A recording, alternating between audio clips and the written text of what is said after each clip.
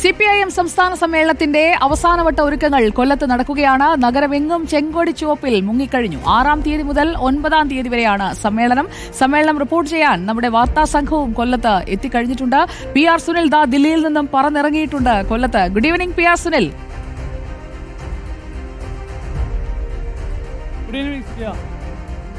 ഒരു ചെങ്കടലേറ്റം, ചെങ്കൊടിയേറ്റം, അതൊക്കെ കൊല്ലത്ത് നല്ല ചുവ നിൽക്കുകയാണ്, ചുവപ്പൻ കൊല്ലമായി നിൽക്കുകയാണ് എന്ന പശ്ചാത്തലത്തിൽ തന്നെ വ്യക്തമാകുന്നുണ്ട്. എത്രത്തോളം വിപുലമായ സജ്ജീകരണങ്ങളാണ് ഇക്കുറി സമ്മേളനത്തിൽ? എങ്ങനെയൊക്കെയാണ് കാര്യപരിപാടികൾ?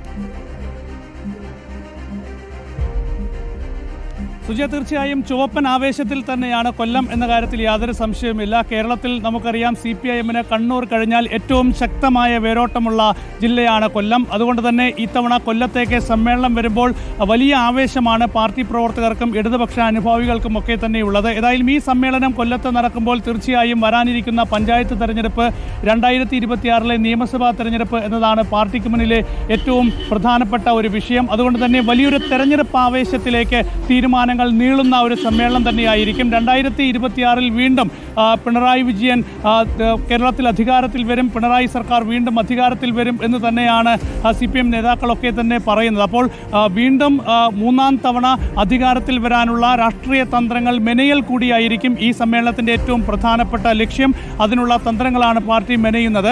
ഏതായാലും കഴിഞ്ഞ സമ്മേളനത്തിൽ മുഖ്യമന്ത്രി പിണറായി വിജയൻ നവകേരള രേഖ അവതരിപ്പിച്ചിരുന്നു. ഈ സമ്മേളനത്തിലും അത്തരത്തിലൊരു നവകേരള രേഖ മുഖ്യമന്ത്രി പിണറായി വിജയൻ അവതരിപ്പിക്കുന്നുണ്ട്.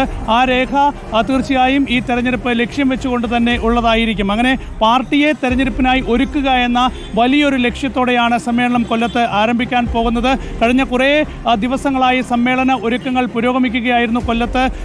വലിയ പരിപാടികൾ, സെമിനാറുകൾ. ഞാൻ നിൽക്കുന്ന ഇപ്പോൾ ഈ സ്ഥലത്തിന് നേരെ എതിർവശത്ത് CPM-ന്റെ സെമിനാർ തുടരുകയാണ്. അതുപോലെ വിവിധ മത്സര പരിപാടികൾ, അങ്ങനെ വളരെ വ്യത്യസ്തമായ പ്രവർത്തനങ്ങളിലൂടെയൊക്കെ തന്നെ വലിയ പ്രചരണമാണ് ഈ സമ്മേളനത്തിനായി CPM നടത്തി വന്നിരിക്കുന്നത്. സമ്മേളനത്തിന് മുന്നോടിയായുള്ള പതാക ജാഥ 1-ാം തീയതി കണ്ണൂരിൽ നിന്ന് ആരംഭിച്ചിട്ടുണ്ട്.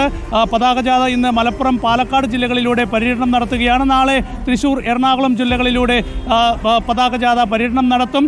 കൊടിമര ജാഥ വയലാറിൽ നിന്ന് ആരംഭിച്ചു കഴിഞ്ഞു. എല്ലാ ജാഥകളും 5-ാം തീയതി കൊല്ലത്ത് സമ്മേളിക്കും. 6-ാം തീയതി വിപുലമായ കവറേജിന് നമ്മുടെ ടീമും പൂർണ്ണ സജ്ജമായി കഴിഞ്ഞു. PR സുനിൽ നയിക്കുന്ന ടീം കൊല്ലത്ത് ചാർജ് എടുത്ത് കഴിഞ്ഞിരിക്കുകയാണ്.